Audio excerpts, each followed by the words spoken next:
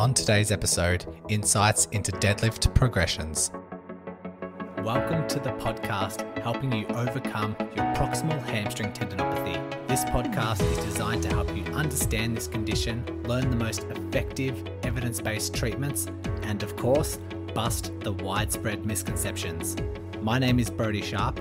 I'm an online physiotherapist, recreational athlete, creator of the Run Smarter series, and a chronic proximal hamstring tendinopathy battler. Whether you are an athlete or not, this podcast will educate and empower you in taking the right steps to overcome this horrible condition. So let's give you the right knowledge along with practical takeaways in today's lesson.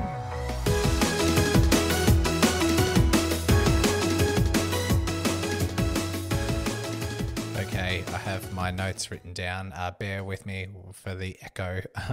I'm in my new podcast studio and the walls are very empty, and so sound is bouncing everywhere. I just got a text message just before we started recording that some of my artwork for the clinic, for the studio, is arriving today, so that will definitely help things. I have written down a bunch of deadlift progressions today because of a couple of things. One, I see a lot people think that deadlifts are detrimental for them. They think deadlifts make things worse. They think they've tried deadlifts in the past and haven't worked. They've just flared you up. So made the conclusion that deadlifts are not a good thing and maybe you should just stick to weighted bridges, which I always see. So why did I decide to do the episode on deadlifts? I think everyone should be doing deadlifts some form of another if you are recovering from PHT, if you are struggling to return to sport, if you're struggling with sitting, if you are struggling with just loading up the hamstring in general. Deadlifts are one exercise that I think I include in all of my patients' programs in some form of another. And so for those who are not familiar with a deadlift, it is kind of looks like a squat, except there's subtle differences with like sitting back in a sitting back kind of action. So if you can imagine you are holding on to some dumbbells or you're holding on to a bar and you're standing upright and you want to hold on to those weights and kind of squat down, what you do is you're sitting back, like you're sitting back into a chair as the weight slightly rolls down your thighs and past your knees and down your shins, and then you come back up into that standing position. Well, that's a Romanian deadlift anyway, which I had the definition. Let me have a look. So there's a difference between just your classic deadlift and your Romanian deadlift. So in your classic deadlift, you can always just YouTube this if you're not receiving this, or if it's just going straight over your head through this audio format. But if you have the bar on the ground, a pure classic deadlift, you're actually starting from the floor. The weights are on the floor. So you have to pick it up from the floor, come all the way up into standing, and then back down to the floor. That's what a classic deadlift is. With your Romanian deadlift, subtle differences, you're actually standing up. You're actually in the up position. So you pick the weights up, or you might want to pick it up from standing if the weights are placed on something in front of you. And what you do from there is you slowly start to move it down either to your knees or to your shins, and then you come back up. So you don't necessarily need to go all the way down to the floor. And so a Romanian deadlift starts to engage more of the glutes and the hamstrings, whereas the classic deadlift, where you're picking the weights up from the floor, actually engages a little bit more of your quads and mid-back. And so for a lot of unless you have like a weightlifting background and you want to get back into weightlifting, for most of my PHT clients, recommend the Romanian deadlift. So that's why I decided to do this episode. There's a lot of confusion. A lot of people think it's detrimental because it's flared them up in the past. It's a common thing that I see. Most people think deadlifts are bad for them because they've tried them in the past. Maybe their PT has put it in their program and then it's flared them up and they're just too fearful, too worried that they'll get flared up again. So they've disregarded deadlifts and say, it's not part of my program. Let me do something else that doesn't flare me up. Makes a a whole bunch of sense, but that's the idea of me starting this episode, is that I can give you slow progressions, because all that's happened is you've started a deadlift that has been too much for your hamstring. So only reasonable approach I'd take, because deadlifts need to be in your program if you're doing some sort of strengthening, is that we need to start with a modified version, or like a really regressed kind of modification, so it's super easy for you, the hamstring can tolerate it, and then you slowly build your way up from there. So I have a whole bunch written down on my sheet of very, very slow progressions, how to start from absolute baseline and then work your way up. So I've started at like I said, the bare minimum, but when you're listening to this, you feel free to start at any stage. You didn't have to start at this bare minimum, because a lot of you will have a capacity to jump in like maybe halfway through these progressions. But for someone who is not tolerating a lot, tolerating very little and still flaring up, I still need to cover these very bare minimums in order for them to have a starting point somewhere. So if you're listening to this, you don't have to start at these very, very bare minimum basics. You can start halfway through and just based on symptoms, find your starting point and then work your way through. The other deliberate attempt I have done with this episode is to just have these progressions in like very minute steps, but you feel free to progress as quickly as symptoms allow. You don't have to necessarily go through all of these methodical, minute progressions, if that makes any sense. So I want to start with, if you can't do a deadlift, if you can't tolerate any version of a deadlift, I'd start with a hip hinge, which is, I've described on this podcast a couple of times before. It's kind of like a Nordic drop. Feel free to YouTube this if you like. So most people are familiar with, you're kneeling on the ground, your ankles are hooked or secure to the ground by either moving it under a couch or moving it under some sort of weights, just securing them in place.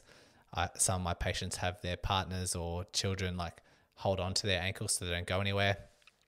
And instead of doing a Nordic drop where you're dropping your whole entire body forward, you're only just bending at the hips.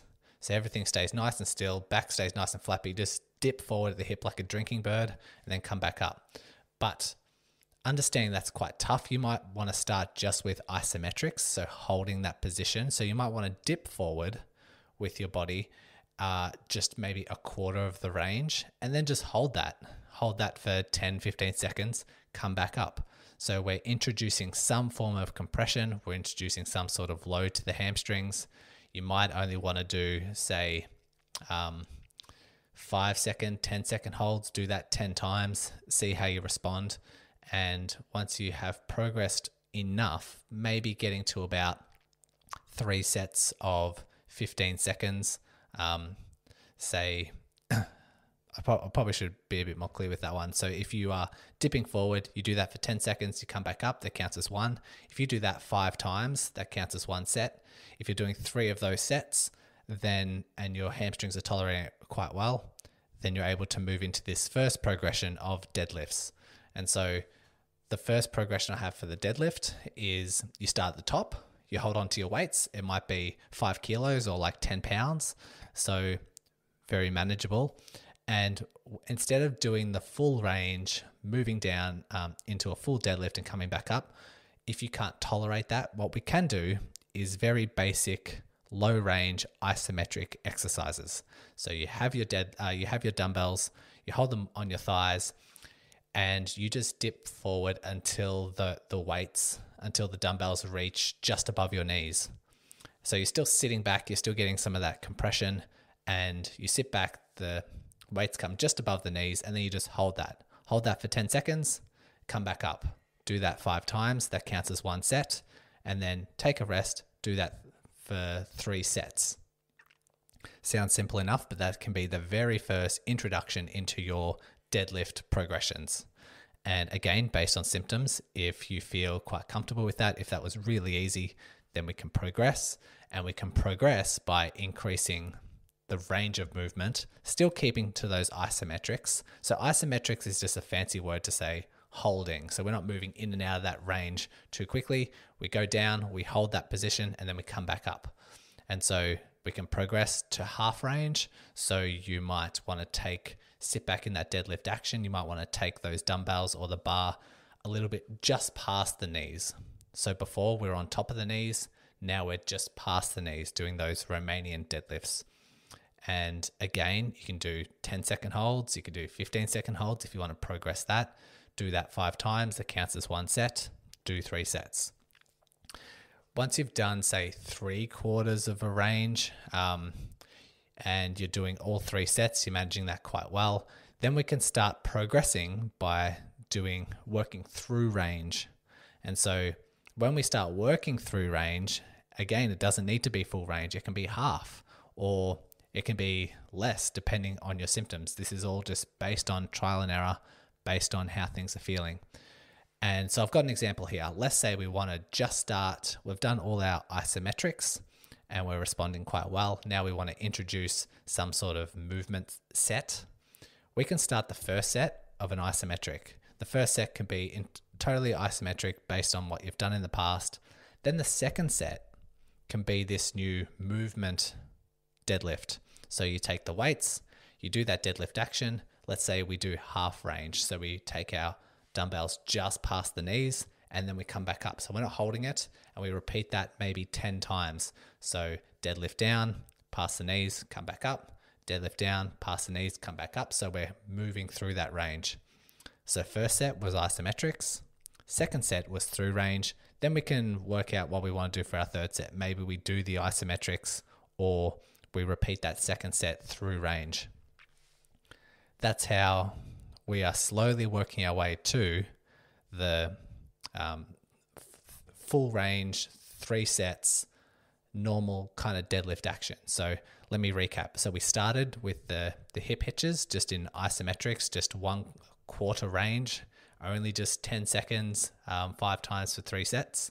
Then once we're negotiating that, we progress to our Romanian deadlifts. We're holding onto our weights of 10 pounds, 5 kilos, and then we just delve into isometrics. We work our way through the isometrics, and then we progress by slowly introducing the full range of movement deadlift with a couple of isometric sets here and there, depending on your symptoms. Once we've done that, we can start moving into 3 sets of deadlifts with our normal Romanian deadlifts, but we can start at half range. If that's good, then we can work our way to 3/4 of a range. If that feels good, then we progress to full range. That might be through 1 set, 2 sets, 3 sets, however you want to manage it yourself. And pay attention here. When we get to this is probably, I've listed maybe 6 progressions already. Where we're up to right now in this episode, that's probably where most people start. They might start with 3 sets of 3/4 of a range Romania deadlifts, 10 pounds. They think that's the foundation. They think that's the bare minimum, and then they get flared up, and then they believe the deadlifts are bad. But there's been so many progressions to get us to this point. If your capacity is, if you can't tolerate a lot of load at the moment, so keep an eye out. We don't want to, hit the ground running when it comes to our deadlifts if your capacity is quite low. So now we're going through full range. Let's say hypothetically we've progressed to, we're doing 3 sets. We've got our 10 pounds, 5 kilos. We're working through range, maybe 3/4 of a range, 3 sets doing 10 reps, something like that. Then we can start progressing. We can start progressing by adding weight. We can go from our 5 kilos to 10 kilos or 8 kilos and just slowly work our way up. Most people know how to adjust that themselves, so I don't need to go into too many details about how to increase weight. What I will say though is that you can progress the weight. It doesn't have to be the entire dosage where the weight is increased. I've got an example. So let's say you're used to doing 3 sets of 10 for deadlifts and you use 10 kilos and you want to progress that. You're instead of jumping into all 3 sets being a heavier weight, we could go from 10 kilos we can do that for our first set. Then for the second set, you might want to increase the weights and do, say, 15 kilos. Then for the third set, you might want to drop back down and do 10 kilos. And so that's still a progression. Only one set has been increased. But then based on symptoms, if everything felt okay, next time you might want to do 2 sets of that 15 kilos. So in terms of sets, it might go 10 kilos, then 15, then 15. And you can judge that yourself. You can have a health professional or a PT or physio help guide you with that progression. But it's usually just based off symptoms, which hopefully you're familiar with earlier episodes of this podcast. You might also in earlier episodes of the podcast, you might have recalled pain symptoms during. Now, I haven't really discussed that yet in this podcast, but pain levels of about a 2 or a 3 out of 10 is acceptable during deadlifts, provided that baseline symptoms return within 24 hours, or that pain levels are very minimal after the cool down, later on that day, and the next morning. And 2 out of 3 out of 10 pain is like you can notice it there. It's a little bit uncomfortable, but it's not severe enough for there to be like a lack of confidence in producing force through that side. Like you still feel quite strong, you still feel quite powerful, you still feel like you can lift it on your own. You don't have to rely on the other side to do it. It's just, you just notice it there in the background. And so just to recap, so we've gone from our isometrics, we're then moved into 3 sets of 10, full range, but now we're increasing the weights. We're slowly increasing the weights, and we're aiming for this 2 to 3 out of 10 pain. And you might actually want to, what I call chasing 2 to 3 out of 10 pain. This is once the tendon itself becomes a bit more stable. I've experienced this a couple of times as well, because in the past, when I have had a PHT flare up, but I still recognize my tendons are quite strong, I follow this all the time. So I might say, okay, my hamstrings are sore, time for me to really focus on deadlifts. I have been doing them, say, once or twice a week. Now I need to do them maybe every second day to get this flare up under control. So I start my deadlifts. Let's say I start with 20 kilos and there's let's just say there's a 3 out of 10 pain during that set. I might then start my second set and it's only a 1 or a 2 out of 10 pain. So based on that first set, my tendons are actually feeling better because they love the slow, heavy load. But I think I want to challenge my tendons more by staying or chasing that 2 to 3 out of 10 pain. So right now during my second set, if it's a 1 or a 2, I might increase that weight, say to 25 kilos, so that it still remains a 2 or 3 out of 10 pain. That way I'm still loading it under these acceptable conditions. And so during that second set, my third set might actually feel a bit better. My third set at that 25 kilos might be a 1 or a 2 out of 10. So for the third set, I might want to increase the weights again to say 30 kilos and load it up again. So my tendons, not just for the high hamstring, but for my knees, for my feet in the past, when you do slow, heavy load, the tendons feel great because of it. And I just progress and chase that within that set, within that workout, in order to reach those acceptable pain levels. Hope that made sense. Okay, so continue to move forward. We're feeling good. We're increasing the weights in our deadlifts. We're doing full dosages, full range, and we're starting to get a bit more confident. We're starting to respond quite well to these heavy loads, making good progress. Now it's time to kind of have it in our regular routine of increasing and making sure that we're being progressive with our weights, because I see this so many times. People start to feel good with their certain exercises and they think it's doing a lot of benefit, which it is, but then they just keep to that dosage for 4 weeks, several months sometimes even more. Sometimes up to 12 months, people just do the same dosages without progressing, where all the evidence points to your rehab needs to be progressive.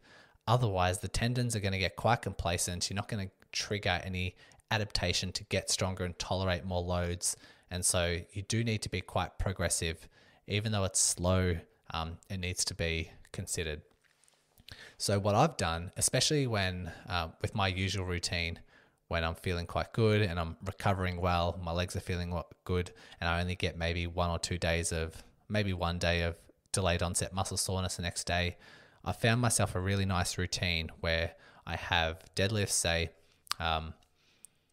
2 months ago, I was doing deadlifts and I was doing 30 kilograms. And so I'd do my 3 sets of 8. Next week, I'd do 30 kilograms, so same weight, 3 sets of 10. Next week, I'd do 3 sets of 12. So I'm progressing by the reps. But then when I get to 3 sets of 12, I don't want to increase the reps beyond that. And so what I do is I increase my weight by 5 kilos. So I go from 30 to 35 kilos, and then I drop my sets down to 8 again.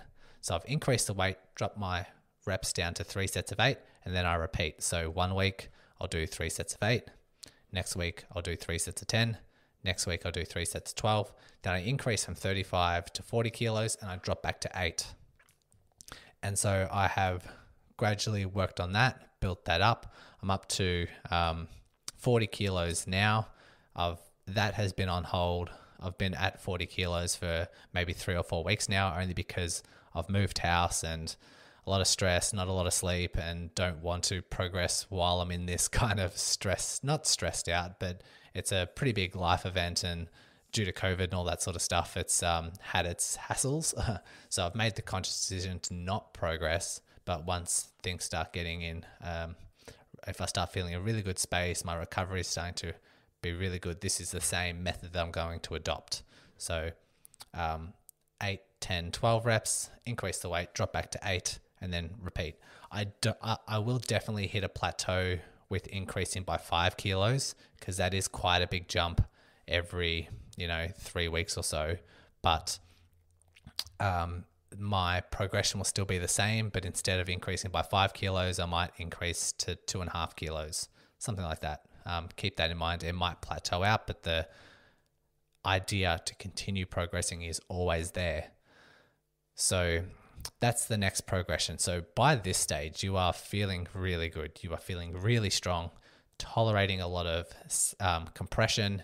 This is where your sitting becomes more tolerable because the tendons can tolerate more compression. Your running starts to improve, cycling starts to improve, just because that overall hamstring tolerance is building up. Now I have the next progression, which is introducing power. It's introducing speed, because at the moment, all it is just slow, heavy load, which tendons love. But in order for us to make sure we're covering all the rungs on your rehab ladder, so at the top of that rehab ladder is the demands that you require in your sport or in your athletic endeavors. And so if a lot of that is like sprinting for running, if a lot of it is changing direction, jumping, landing, a lot of power-based sort of stuff, you need to introduce power and speed into your workouts in order to complete those rungs on that rehab ladder. And so kettlebell swings is a good progression. You might want to do that maybe once a fortnight. It has that deadlift action, so that's why I've included this in as a deadlift progression. But doing kettlebell swings is just like doing a power speed movement into that deadlift action. But you also might want to do, if you're not familiar with kettlebell swings, is just within your deadlift set, maybe once a week, maybe once a fortnight, you might want to do a set or two where you go very slow down into the deadlift action, but then you increase the speed back up. So it's a slow eccentric and a strong, fast concentric phase. So slowly lowering the weights and then quickly bringing it back up to that starting position. So we're introducing speed into those deadlifts. Now, if you are doing those speed sets, you might want to reduce the weight, or you might want to reduce the reps, because that requirement for the hamstrings is quite a big jump. So you might want to make a conservative effort just to drop back off a few of those variables, introduce that speed if you haven't done it for a while. If you feel fine, if the next day things are okay, then you can continue progressing.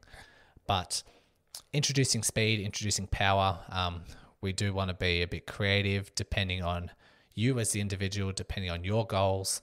Like I said, you might be a sprinter, you might want to do team sports, or like a lot of the PHT clients I see, you just might want to sit for more than an hour. You might want to sit for a 2-hour car drive. That if that's just your goal and you don't want to return to running, then maybe perhaps you might just continue doing the slow, heavy stuff into compression, or just doing more exercise into compression so the tendon can tolerate compression, which is sitting. So it all depends on the individual at this stage of your progressions. We want to get a little bit more specific around the goals that you have, but at least this is getting you to a stage where you're fit, healthy, strong capacity. And I should say, like, as we're wrapping up this episode, like these progressions, this style of progressions, you can do this with any exercise. We can do this with your bridging. We can do this with lunges. We can do this with a single leg deadlift. It's all a bit of, does require a bit of assistance. Like sometimes, say like physios, me for example, I work with PHT clients all the time, very used to these sort of progressions or suggesting these progressions. And if it's all a bit too much, if you get a bit too flustered, if it all seems like it's a bit, if you're unable to manage it on your own, that's when you require assistance. That's when you might want to get a health professional to coach you through these progressions, and just lay out a plan. And so you don't have to do any of the thinking yourself. You just have the plan moving forward. And so as we wrap up, bit of a recap. So you might want to start with just isometrics. Might just be lightweight, half range of movement or a quarter range of movement. Just hold, see how that feels. Once you start to tolerate isometrics quite well, we can work 1, 2, 3 sets into movement. Might only be half movement, but slowly progressing to the point where you're doing all 3 sets through movement, and all 3 of those sets are through full range. Then we start to increase the reps. That's when we start to increase the weight. That's when we're progressing with our weight and start getting really strong and building up a lot of capacity. In that third stage, slowly starting to introduce speed depending on your goals and your athletic endeavors. That's it for today's episode. Hopefully I've convinced you. Hopefully for those who are listening, the thought that deadlifts have flared them up in the past, they're no good, never going to do them again, try something else. Hopefully this kind of convinces you to at least make a start, or at least try to start and see how the hamstring feels. If you do need guidance, I'm obviously here. I do online physio with PHT clients all the time. Feel free to jump on an injury chat with me. In every episode in the show notes, there's a link to jump in for a free 20-minute injury chat. And I'd love to have a discussion and see what we can do if there's any missing pieces in your rehab.